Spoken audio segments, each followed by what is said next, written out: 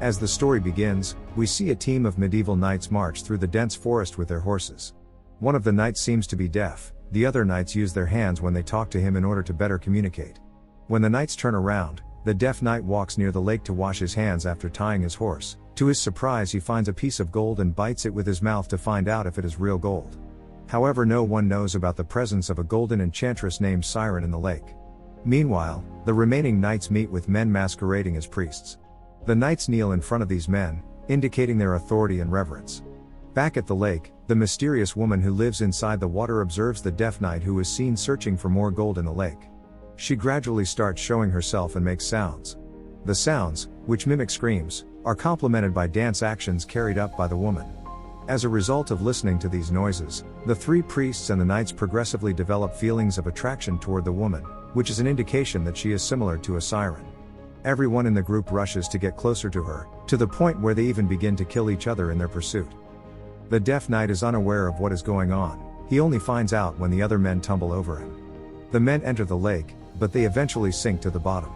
The deaf knight sees the woman as the other soldiers make their way inside the lake, but he is unaffected by her, since he cannot hear her screams. The golden woman realizes she can't entice this knight and chooses to hide.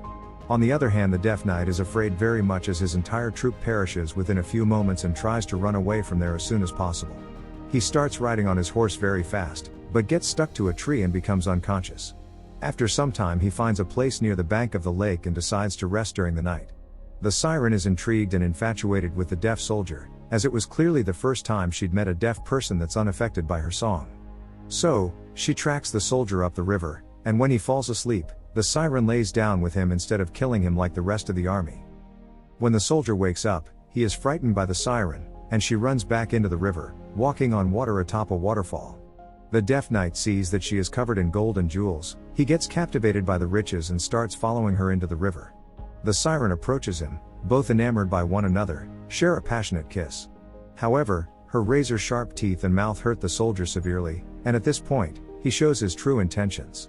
He only wants her jewels, so he knocks the siren out and starts ripping the gold and jewels from her body. It severely hurts the siren, as the treasures are a part of her like her skin. The deaf soldier throws her body into the river, down the waterfall, and escapes with his colossal loot. However, as the siren bleeds into the river, it takes her back to the lake, while her magical blood turns the water into a glowing shade of red.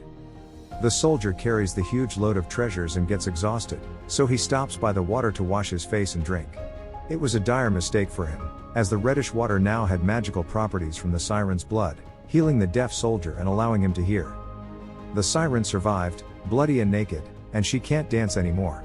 However, the soldier can now hear her agonizing screams, which lure him into the lake, just like the rest of his army, and he drowns due to the heavy armor he's wearing.